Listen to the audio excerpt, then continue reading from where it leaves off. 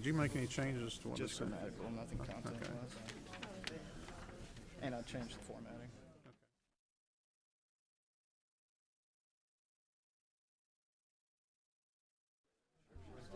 Windstream's got the Okay.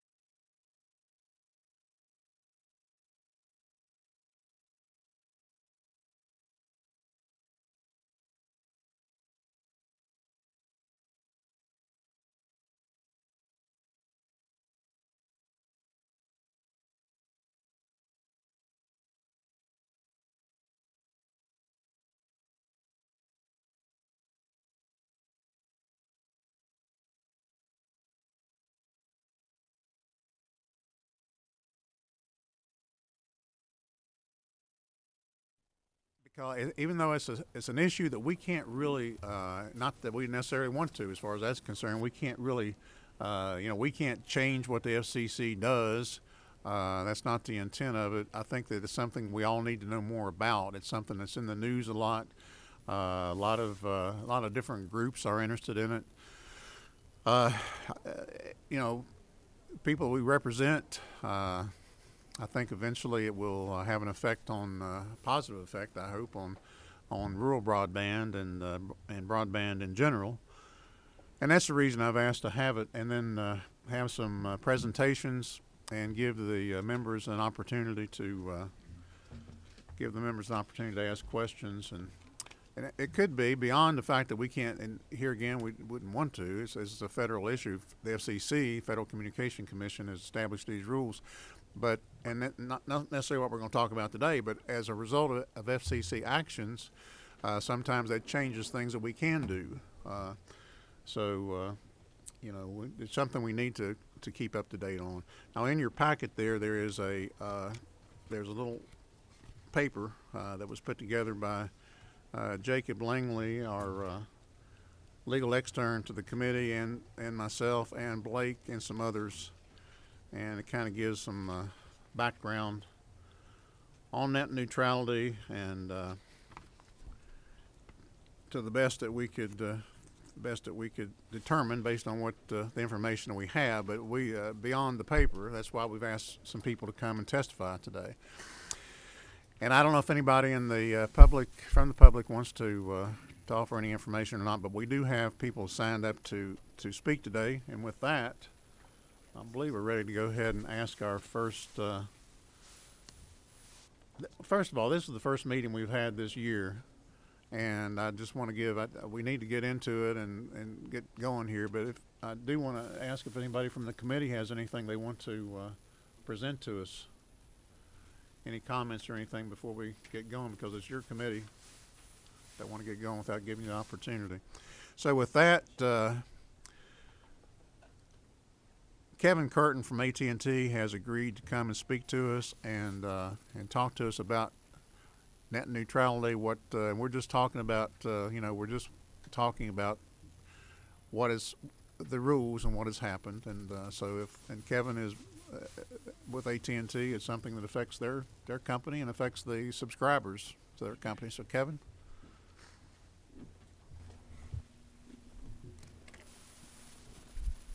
Thank you, Chairman. My name is Kevin Curtin. I'm the Assistant Vice President of Legislative Affairs for AT&T here in Georgia. Thanks for having me here today to talk about this important subject. I think I'd be best to start off with sort of what does AT&T support. AT&T supports the open internet. And what I mean by that is let me be very specific. We do not and we will not block websites. We do not and will not censor online content. We do not and will not throttle or degrade internet traffic based on content. We do not and will not unfairly discriminate in our transmission of internet traffic.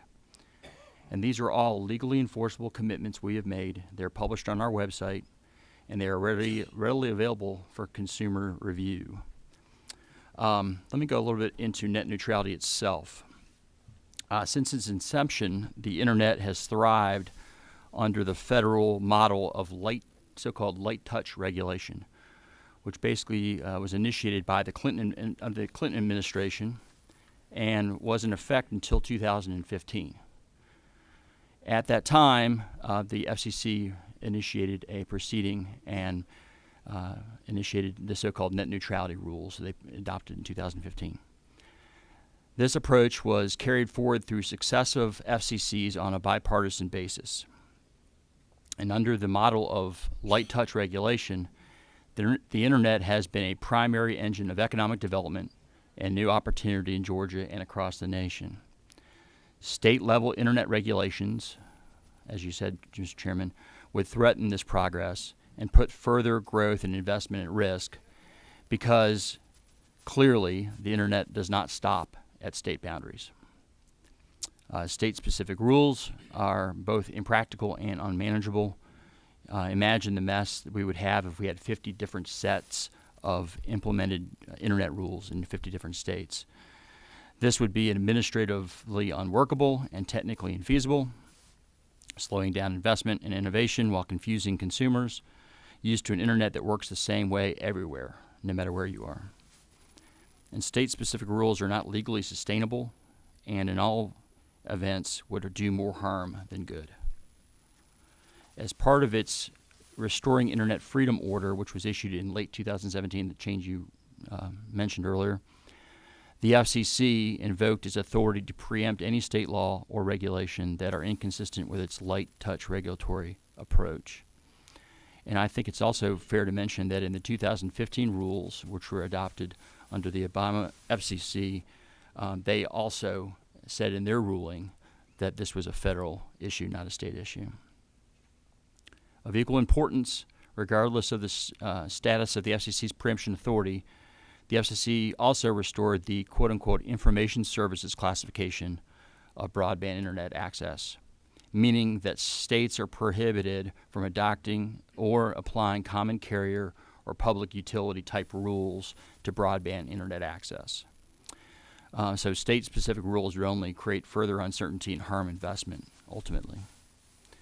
In late 2017, after the FCC took its action to pass the Restoring Internet Freedom Order and to repeal the Title II rules, which were in effect for the prior 2 years, there was an overreaction about the future of the internet.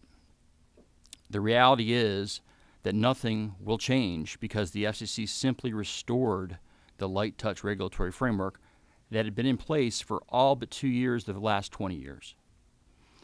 I think we can all agree that the internet has served Georgia consumers and businesses quite well in the last 2 decades. Returning to this light touch regulatory framework will encourage additional investment by ISPs or internet service providers. When internet service providers know they can invest without being subject to regulation adopted more than 80 years ago, which is what Title II was, for the monopoly telephone networks, they are more likely to invest in broadband. And I think it's especially beneficial for rural Americans and rural Georgians, where the business case for broadband investment can be challenging even without any regulatory overhang. This provides certainty, and businesses like certainty. The private sector has invested heavily across America, bringing broadband connections to the vast majority of Americans and helping to close the digital divide through both wireless and wired connectivity. In addition, private industry continues to invest in research and innovative technologies. I think I mentioned one of those technologies in our hearing last year, the new AirGig technology we're developing, and we're trialing currently in Georgia with Georgia Power as one of those technologies. like enhanced wireless connectivity that can bring gigabit speeds in urban and rural areas alike, which is our AirGig product. And at the same time, national, state, and local governments are enacting programs that support increased private sector deployment in rural communities and can work further to remove regulatory barriers to spur further investment and deployment of advanced infrastructure.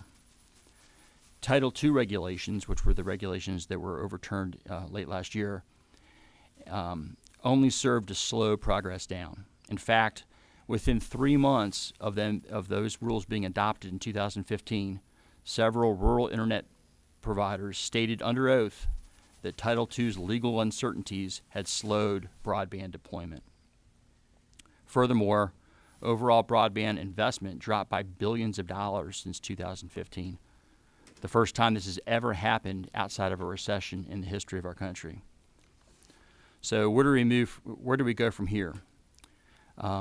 Although AT&T firmly believes that the FCC's new framework is sufficient and of itself and is legally sustainable, we have for years supported the passage of federal legislation to remove the cloud of uncertainty going forward. State policymakers should actively encourage federal legislators to adopt federal open internet legislation. We believe that open internet rules should ultimately be part of a broader consumer protection framework that applies across the internet ecosystem and provides both consistent and effective consumer protections irrespective of what role a particular provider plays on the internet. Thank you again for having me, and I'd be glad to answer any questions you may have. Thank you. Thank you for thank you very much. Questions from the committee? You know, oh, yes. Kevin, you mentioned AirGate. What is, just forgive my ignorance, what is the product you just mentioned? Or AirGate? the service you just mentioned? Yeah, what is that? Yes, sir. We actually announced a trial in December of last year where Georgia is our one trial site in the United States for a new product we call AirGig, and it's a partnership between AT&T and Georgia Power, where we actually utilize millimeter waves that come off of power lines as a transport medium for high-speed internet, wireless internet signals. And we're trying to deliver that in very rural areas to see if we can supply gigabit internet speeds in very hard-to-serve areas of Georgia. So that's what that product is. So that's not a hard line, that's not a hard wire, that's basically signal to signal to signal? Correct. Along existing utility poles? Exactly. And then it creates a sort of a Wi-Fi-ish hotspot that is multi-gigabit in speed. So it's much, much faster than a traditional wireless connection, and it utilizes some of the millimeter waves that actually emanate from a power line as its transport medium. So it's a brand new technology. We have over 200 patents on that technology, and this is our first field trial of that technology in the real world.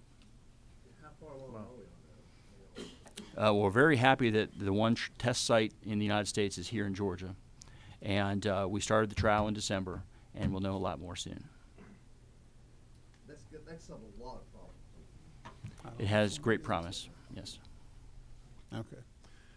I was getting ready to turn your mic on. If you would, and just because of the mics, if you address questions through the chair, then I can turn your mic on, and probably be good to tell me the mic number because I have a hard time counting around like that.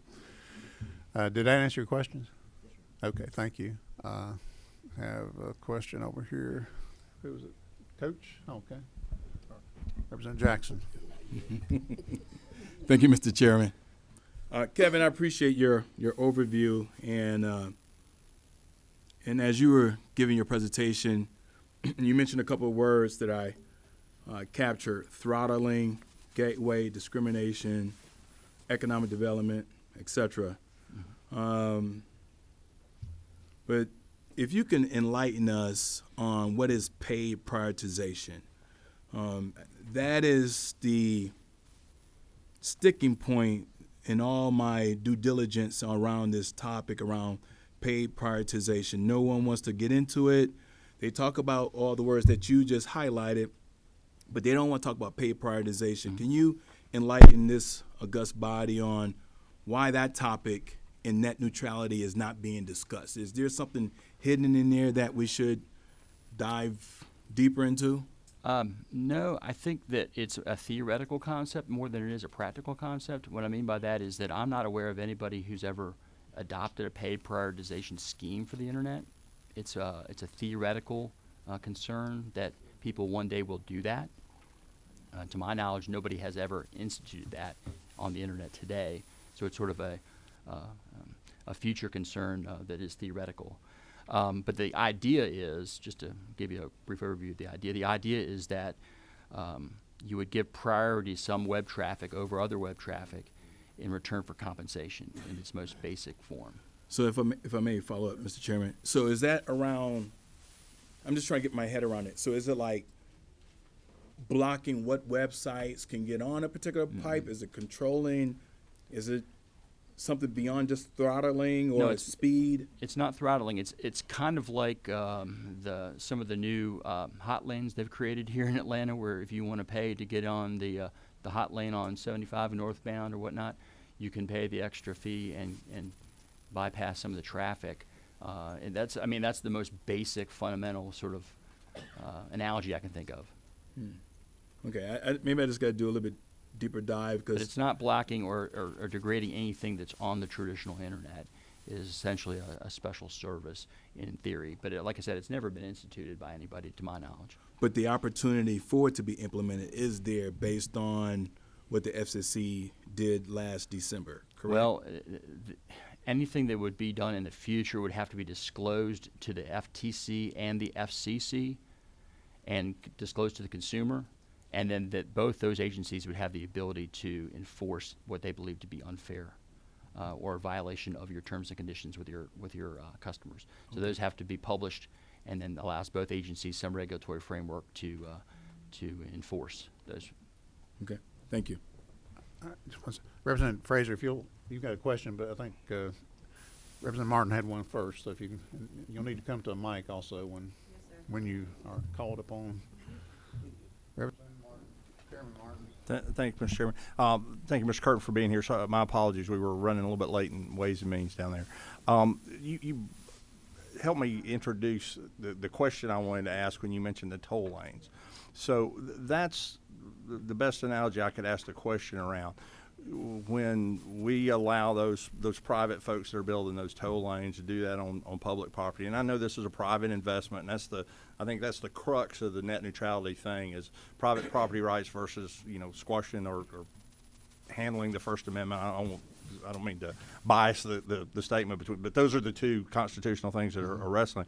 So my question is, when we allow those private people to build those extra lanes, here's what we don't allow, and this is what some of the feedback I'm getting. I'm going to let you address that, and then I have a second question, if the chair allows it, is we don't let them charge Ford's one price and Chevrolet's a different one.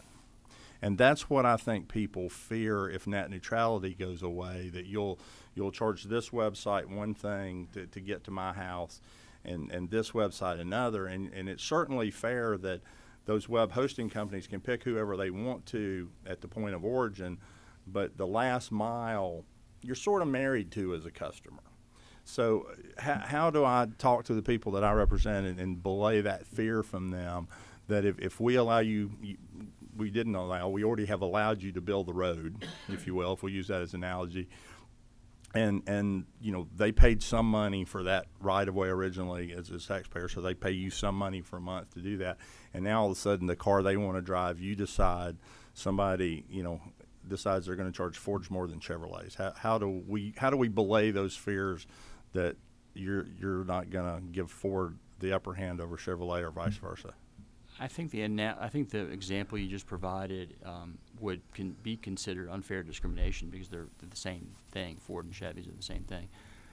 We've publicly said we will not unfairly discriminate against traffic. What if the private road company owns part of Ford? Well, I think the best example I can give you, first of all, these are theoretical concerns because like I said, they've never been done in the private marketplace. So we're kind of debating something that's theoretical that has never been in practice because we don't charge Ford or Chevy to get on the internet. We basically charge the consumer for the internet connection, and then the content that flows across your internet pipe to your house we don't charge the content provider on the back end. Well, you actually charge it when you pick it up from their server. They have to have a T3 from somebody. Well, we That don't. may be from no, you. we don't charge them. We interconnect with them, and the internet is typically done on a peer-to-peer basis. I know, but somebody's running the T3 or the T1 Well, into sure, they the have to data have center, transport to get and, to the and, internet, and, sure. and they're paying somebody for that. I mean, I Yeah, used to it may run not be us. It Yeah, may be no, somebody but else, yeah. it's somebody in the thing. Look, Um, I'm not trying to do. I'm just. You're right. It's theoretical, but Mm-hmm. those are the questions that good folks have called me and they wonder about. So No, I I won't think- take up the. You don't have to. That if you could just, in the interest of the committee's time, if you could just think about that and Mm-hmm. Sure. let Yeah, I'll be glad to you know follow up. enlighten me down the road. The last thing, and this is something a little less theoretical, Mm-hmm. is had the grandkids at home this weekend. Our grandkids with me this weekend, and just we put in Barney.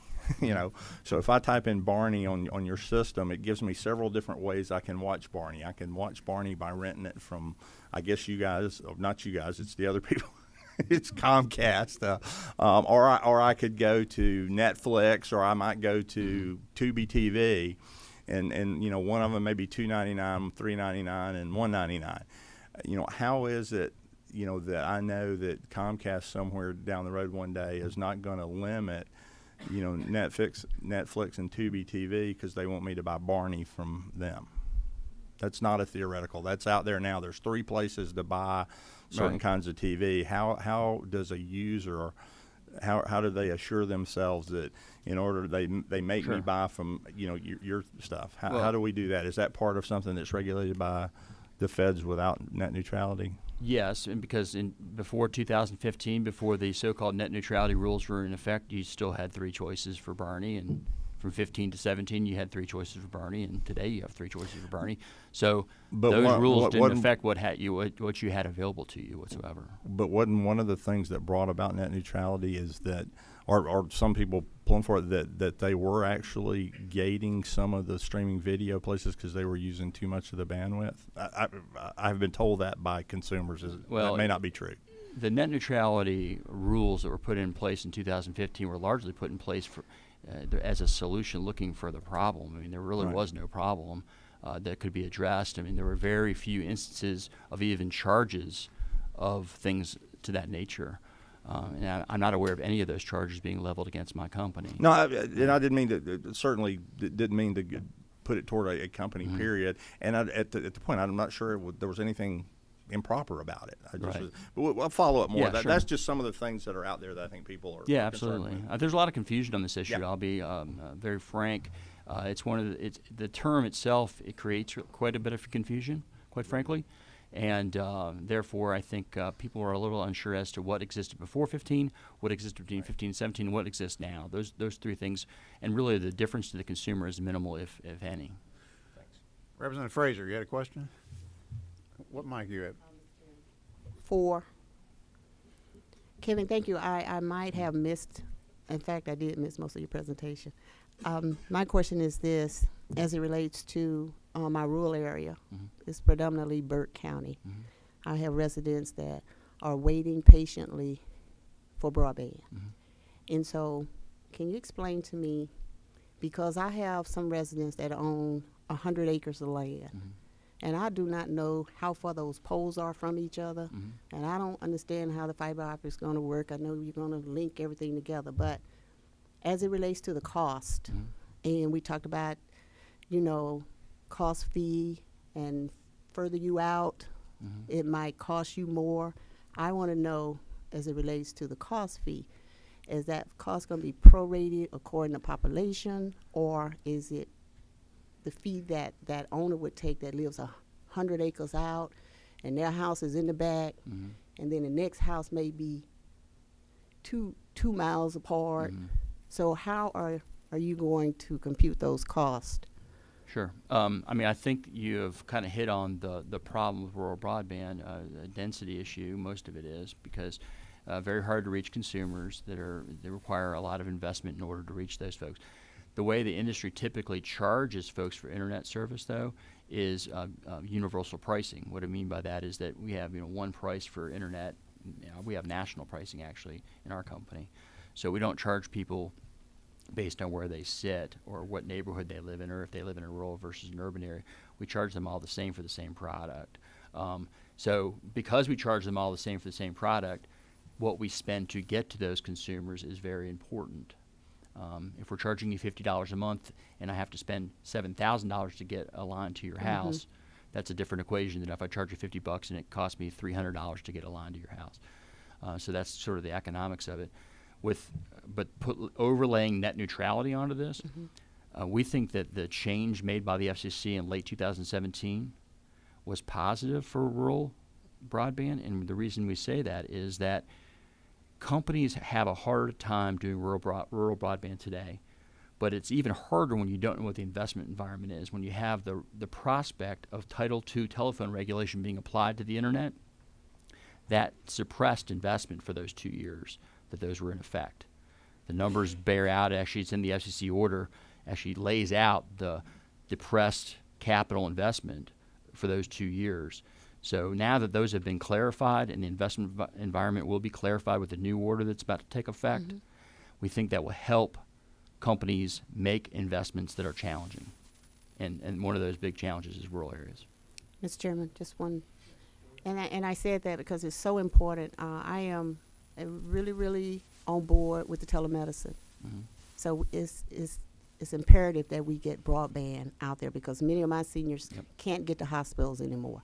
Yeah, and actually that's a great example, and it's one I probably should have brought up earlier with Representative Martin's question. But, you know, what would be a reason to discriminate traffic? I mean, telemedicine's a great example of if you're doing remote surgery, you can't have latency, you can't have pixelization. You need that connection to be pegged up and running constantly. So telemedicine would be one of those applications that you'd want to give priority on the network over you know, somebody using a Game Boy or whatnot. That's not as important. All right. Thank you, Mr. Curtin, very much. Appreciate Sure, you thank coming you. and your presentation.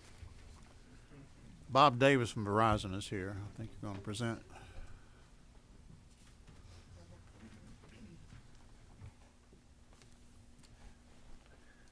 Good afternoon, Chairman Parsons and members of the committee. I'm Bob Davis, and I'm Vice President of Government Affairs for Verizon.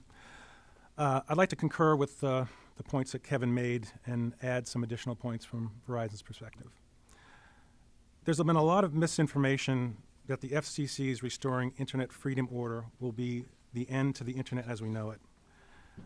There's been an onslaught of alarmist news coverage, much of which is simply inaccurate. Net neutrality is not going away. The FCC voted to repeal a small number of net neutrality rules that had been in place for only 2 years. These rules were based on Title II, an outdated 1930s era regulation designed for rotary telephones and monopoly railroads. Such regulation simply does not fit today's competitive internet space. But net neutrality itself, the basic principle that prohibits internet service providers from blocking, slowing, or otherwise harmfully discriminating against internet content will continue to be enforced by the Federal Trade Commission. This is the same agency that addresses other concerns about harms to consumers or competition. Verizon believes that the FCC's order was correct to reclassify broadband as an information service and return to the successful light touch regulatory approach that has worked for so long. At the same time, Verizon is urging Congress to move forward with legislation to resolve this issue for good. Verizon supports the open internet. We've said for a long time, open internet is good for consumers and critical for our business. As a company, we invested billions of dollars in dozens of content providers and producers. Our Oath subsidiary includes more than 50 brands, reaching more than 1 billion people per month, including AOL and Yahoo. These businesses depend on the ability to reach customers over other internet service providers, not just ourselves. And if these companies started engaging in practices that undermine the open internet, Verizon would also suffer. But it's important to distinguish agreement on a goal from honest debate on the best means to achieve that goal. For example, over the last year, there's been considerable discussion about how to address extremist content or fake news that bad actors are constantly searching for new ways to spread online. But Verizon, and we suspect most of the groups that oppose the FCC's recent order, would vehemently disagree with regulating websites like public broadcasting stations as a way of addressing the issue. That's a right goal, but the wrong approach. Likewise, Verizon agrees with the goal of an open internet. We do not think the answer is to impose a 1930s utility-type regulation on ISPs. Experience over the past 2 years, where the FCC had applied Title II regulation to broadband, demonstrated those risks. One of the first targets of the new broadband regulation from 2015 was to go after programs that gave consumers free data when accessing content using their wireless devices, plans that had already proved very popular with consumers.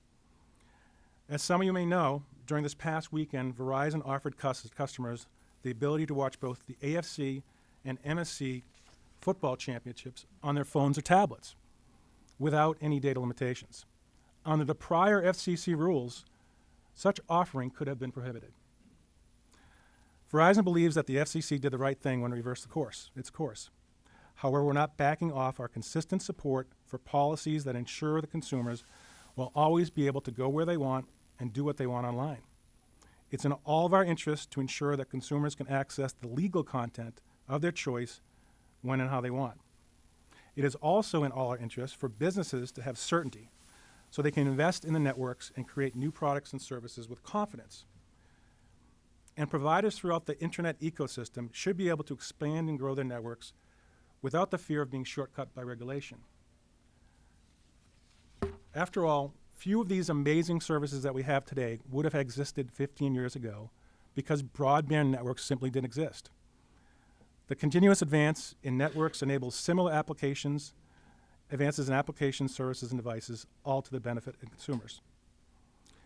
The internet is too important to have policies that change with each election. It's time to get past the rhetoric and pendulum swings and work together to craft a durable set of rules that protect the open internet without discouraging the investment in next generation broadband networks. We are encouraging Congress to bring this decade-long issue to a close. Currently, there's legislation that was introduced by Representative Blackburn from Tennessee, where it is expected to have significant support in the House.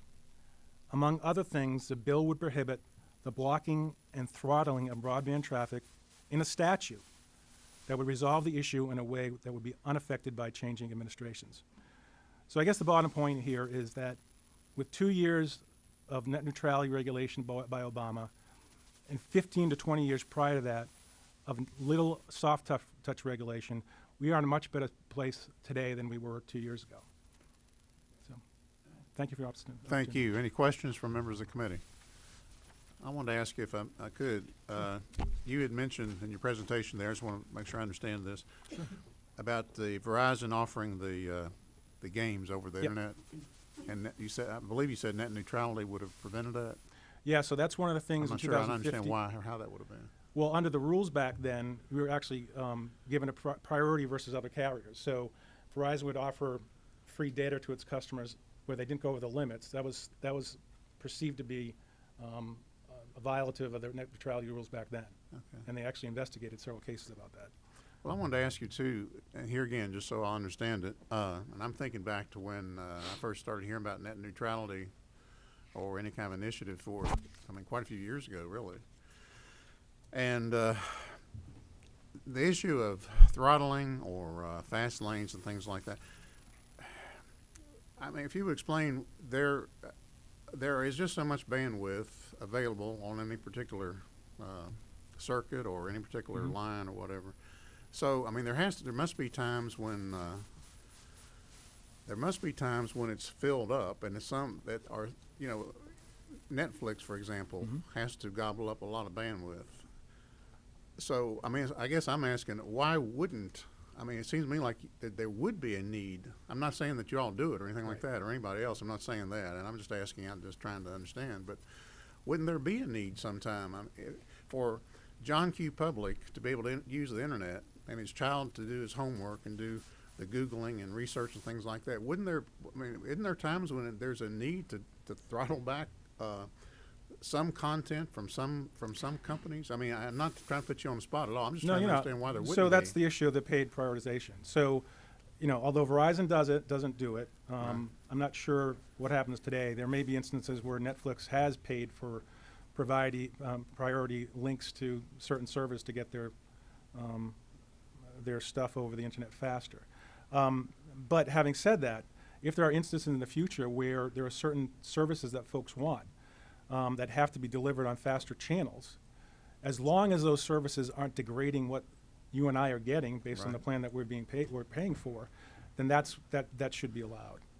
It's just the fact that you know, enforcement of the FTC rules is important. Because we can't block content and we can't degrade service. Yeah. So Yeah. those situations are likely probably to occur in the future. Well, I appreciate that. It almost seems to me, and here again, this is just somebody who not related to being chairman of this committee or trying to promote any particular industry or anything like that. But looking back, and like I say, this net neutrality thing has been going for some time, and reading about it, several years ago, it almost seems to me like those who are the proponents who have been the proponents for net neutrality almost have it backwards. To me, the net neutrality actually hurt John Q. Public and the guy sitting there when his kid, wanted to do his homework, or him with his small business trying to upload files and things like that. That's what it seems to me. And here again, I'm not trying to put you on the spot, but No, I not at all. appreciate you coming and being willing to provide information to us. Any questions? Any other questions from members of the committee? If I can, Mr. Chairman. Okay, we got Chuck Martin here. Again, most of this, maybe somebody in this room understands, but most of this is a black box to me. In terms of what gets to the DSLAM that ultimately comes in, if it's coming in through this or that. But I'm convinced, into my neighborhood of 80 homes runs this much, wire and fiber to my house.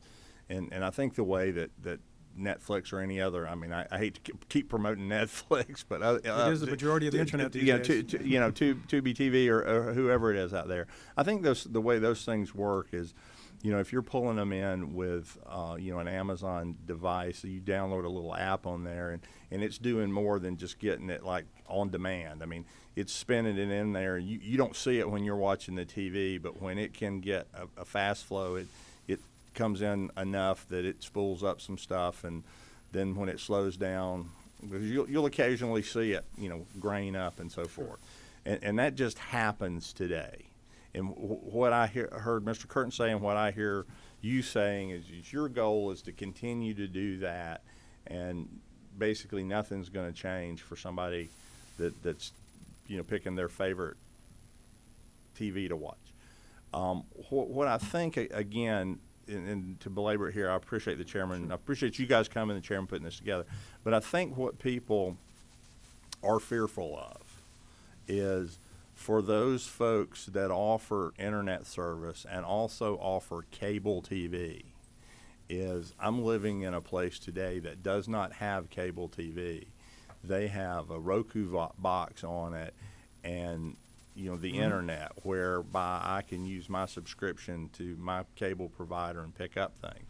I think what people are fearful of as you get rid of cable TV is that all of a sudden on your internet, if you're going to want to get ABC News and NBC News and Fox News and this news and that news, that you're then going to have to, in addition to getting the Verizon service or the Comcast service or the AT&T service, you're going to get that for $14.95 a month. But if I actually want to see stuff I want to see, it's going to be another $5 and another $5 and another $5.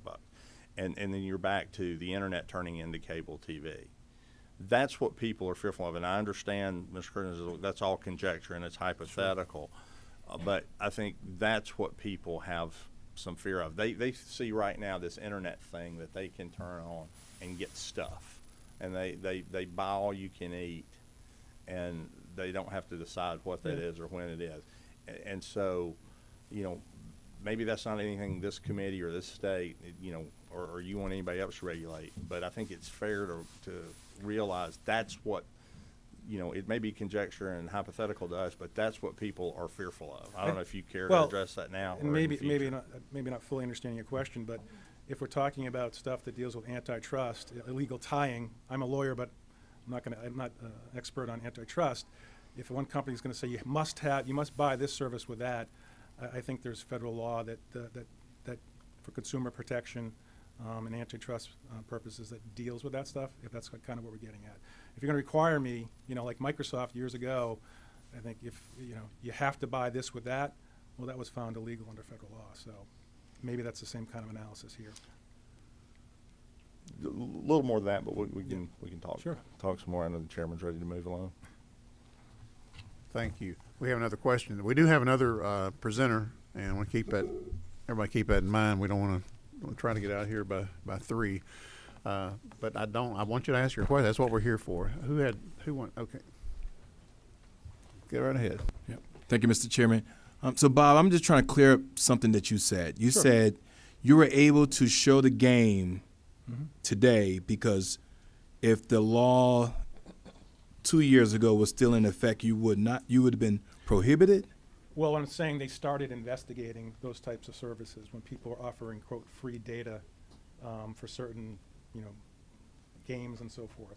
That happened during the 2015 to 2017. I could give you some more exacting information on it. So that was one of the first things that the FCC started to investigate.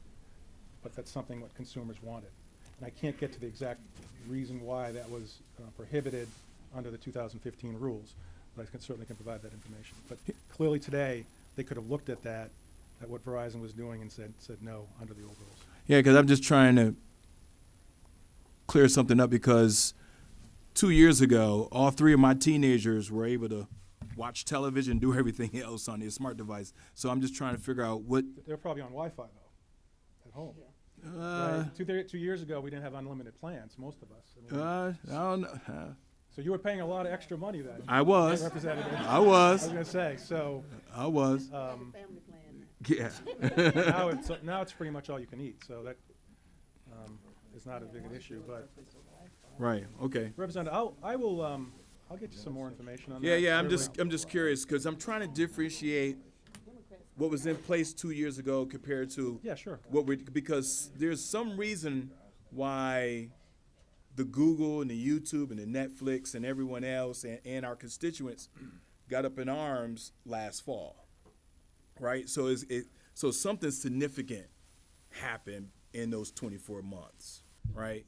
And so I'm just trying to, figure out what that is because I know how much I was paying my subscriber, and they said I had unlimited, but it was a big chunk. But they were doing everything they were doing today. All 3 of my teenagers, they're still doing the same thing that they were doing 2 years ago. No, I'm not paying less. I need to get a rebate or something.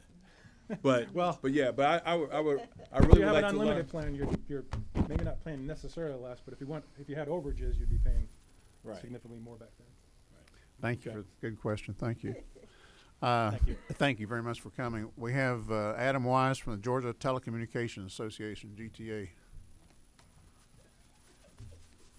Thank you, Mr. Chairman, members of this committee. Adam Wise with the Georgia Telecommunications Association. I know we're trying to get out of here, and a lot of what I'm going to say reiterates what Mr. Curtin and what Mr. Davis said, so I'll try to keep it short. The Federal Communications Committee ruling to roll back the 2015 Open Internet Order from a heavy-hand approach to a light-touch approach has caused a lot of widespread debate. The principles of network neutrality are that the Internet providers should not block access to lawful content, throttle traffic, or engage in discriminatory pricing schemes. A related theme is protection of consumer privacy, i.e., Internet providers should not sell or market consumers' personal information.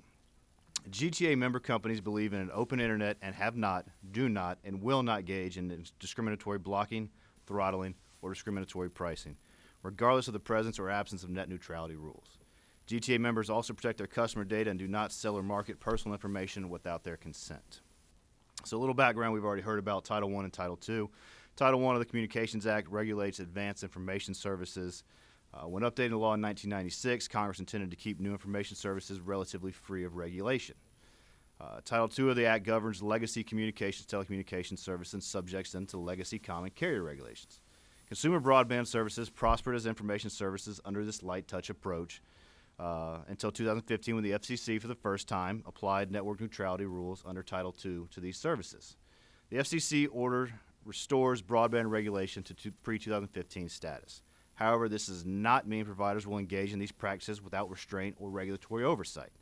Oversight of retail broadband will return to the Federal Trade Commission, which has primary authority over antitrust enforcement and consumer protection matters with respect to other mass market services. Moreover, the FCC's proposal requires that providers disclose their practices in detail. Should a provider block, throttle, or facilitate prioritization, they must publicly disclose what they do and why they do it. We believe consumers will guide the development of these practices with their purchasing decisions. We need common rules of the road that apply evenly to all players in the internet ecosystem. The FTC can and will guard against unfair business practices by all those that interact with consumers, and can and will enforce consumer privacy. It has already brought over 500 privacy enforcement actions, including some against both internet service providers and edge providers such as Google and Facebook. However, as a technical expert in network and interoperability and connectivity, the FCC will continue to play an important but targeted role in regulating wholesale transactions governing interconnection among operators in the broadband marketplace. The FCC will also be needed to ensure continued investment in our nation's broadband infrastructure and to close the digital divide pursuant to their universal service mandate. Whether it's Title I or Title II, the FTC or the FCC, or some other regulatory construct, the inextricable role of the internet in our lives calls for common rules of the road to guide the behavior and interaction of all broadband and edge providers in a rational, ex-post regulatory environment. We support bipartisan federal congressional actions to permanently preserve and solidify net neutrality protections for consumers and the end cycle of the regulatory ping pong that's going on right now. And I'm happy to answer any questions this committee may have. Any questions for Mr. Wise? I don't see any. Thank you very much. Y'all have done an excellent job Thank with the you. presentations. Thank you very much. In your packets, you have written testimony from Windstream, if you care to look at that. Some other providers were here if for any particular questions for them. Looks like nobody has signed up. Was there anybody from the public who wanted to speak briefly? Looks like no, so very good. I think it's been a good meeting. I have a question. If there's someone that's dealing with Comcast? There's nobody, you can ask a question of us, but you can't ask it, we don't know, we're not gonna bring somebody up to ask. No, I just Yeah. want to know if someone's here. Okay. I think there's somebody from Comcast in the here, but you can ask them a question after the meeting. I think but she's just trying to identify who they are. She'd Okay. like to speak Yeah, with somebody. exactly. I don't even know if there is somebody from Comcast here, to tell you the truth, but Mr. Chairman, Stephen Lofton with the Georgia Cable Association. I'll be glad to help you. yeah, if y'all will get together after the meeting. That's what I need to see. If Thank we you. start getting in dialogue between, it would be here all day. Any questions? First of all, Vice Chairman Carson, did you have anything? Okay. Chairman Martin, did you have anything? Yes, thanks for having us. Chairman Dollar, we appreciate you joining us here. Okay. Any members, you have anything that you want to bring to the committee? Very good. With that, I want to thank everybody for coming, everybody from the public. I think it's been a good meeting. With that, we're adjourned.